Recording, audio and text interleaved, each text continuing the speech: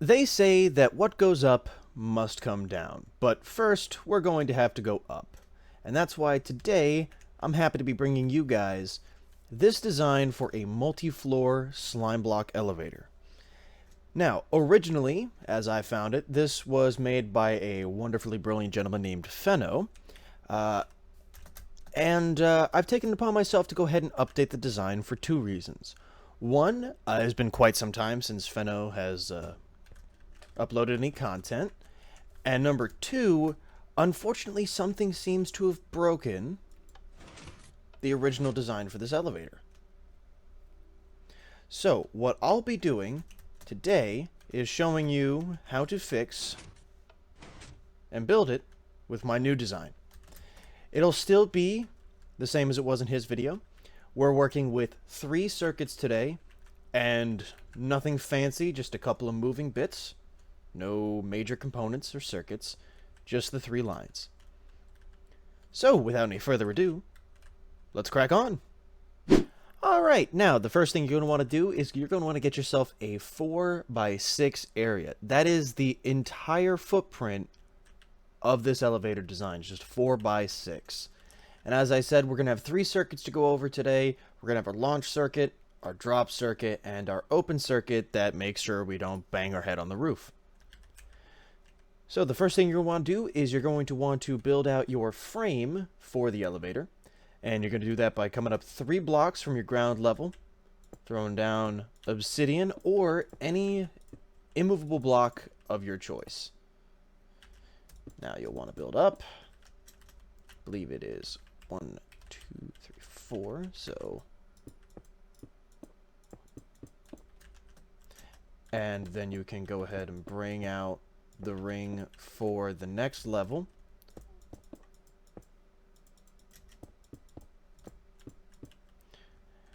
And this is the first 2 floors built, and I am going to take this up to 3 floors for you guys.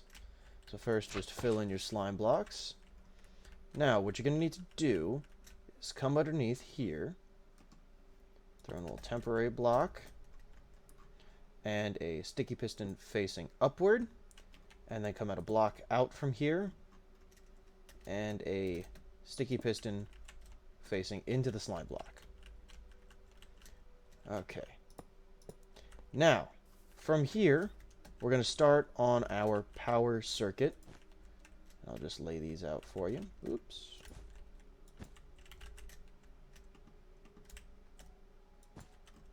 And there we are. So these are going to be our 2 different inputs that will control which way we go at each floor. And these blocks right here, directly above the pistons, these are going to be in the path of the slime blocks when they're moving up or moving in. So make sure these are also immovable blocks. Now, the next step is to go out the back here with your red wool, is what I'm using. Go a block down, another block down, and then out. Then down one more, out like that. Oop. Get rid of that. And up and out. There we go. Now, we're going to need another piston here. This time with a block of redstone on its face.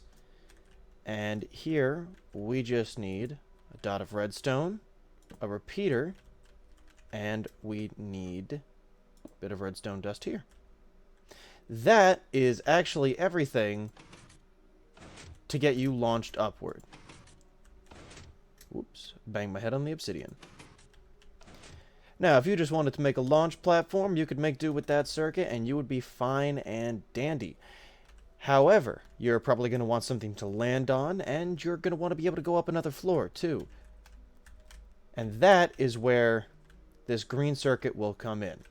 Now, I'll go more into detail about that later, but for now, we're going to set that repeater we placed to 4 ticks and put this lime green wool right over top of it. So do like that.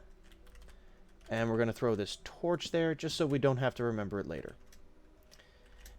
Now we come over here, we grab the blue wool, and this one is a little bit, well, I shouldn't say a little bit, it's even simpler than the previous one. So, We just take a repeater out, put a torch there, redstone dust there. And boom!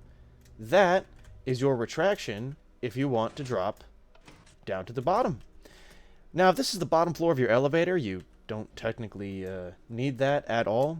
Anything covered in blue right here, totally optional if this is the bottom floor. But next, we're going to go ahead and build the communication circuit, or the open circuit, however you feel like pronouncing it. So we're going to go a block out to the side from this torch here. We're going to put a block above the torch. What in the world? There we go. And we're going to put a comparator, since it'll protect our signal and give us no delay, right there. Now, from there, we're just going to go one block up, torch, and another block up, redstone dust. That is actually everything you're going to need to carry this signal upward. And you'll see how that works, because I'm going to go ahead and build this second floor right here. Okay, so with the second floor all in and operational, you guys can pretty much see the timings and how this works. Now, to explain how the power flows through each circuit. For the drop circuit, the blue one, it's as simple as the block pattern. This repeater is pulling power from this block, which is getting, of course, powered by that button, putting it into this block, which powers this redstone dust, which turns off this torch, which stops powering this block on top of the piston. Since the block on top of the piston is no longer powered, the piston is no longer powered. Boom. You're extra. Now, for the red circuit, it's a little bit trickier just to get it compact, but it's the same idea. This time, the redstone signal goes into this dust, powering this red block, which gets pulled out by this repeater into this block, which turns on this redstone dust, which powers both the block below it and in front of it, either one of which are good enough for this piston to put this redstone block into that piston, launching it up. And now for the open or communication circuit. Same source, so this redstone dust, now we're putting power, instead of down, we're putting power out to the side.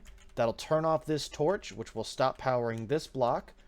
And this comparator is here to carry the signal from this block to that block with no delay and no risk of interference. Then this torch will turn on, since it's no longer being powered. This torch being on will power this block, this dust, and boom, we have now looped into the exact same activation as the drop, just on the extra floor. And so if we watch that, ta-da, nice and clean. Now I do want to go over the timings here real quick, because it will be, or it could be important. One of the main things that tends to break Slimeblock elevators is server timings versus single player timings. So you'll notice I put the repeater here for the launch circuit to 4 ticks of delay. That's because if we count on the communication circuit here, we have 1 torch, 2 torch, 3 torch before the signal gets to that piston. Now, that gives us 3 ticks of delay on the open, but 4 ticks of delay on the launch. So you can see it just quickly enough comes up, or gets out of our way above us before we go up there. Now, this design allows you to build with 4 blocks between each floor, or each stop. While I cannot guarantee the timings will be in your favor, it is possible to build this for 5. And I'll show you real quick. You only need to make 1 adjustment. For the open circuit, the communication one, instead of this torch going up into a block, and then the comparator pulling it like that, you simply move the comparator up a block, and then put dust on top of the block getting powered by this torch, as you can see here. So instead of the little dip shape, we now just have a little L shape on its side. And that follows the exact same pattern with the exact same amount of delay. Now, if I go use this here on single player, I get launched up with almost perfect timing.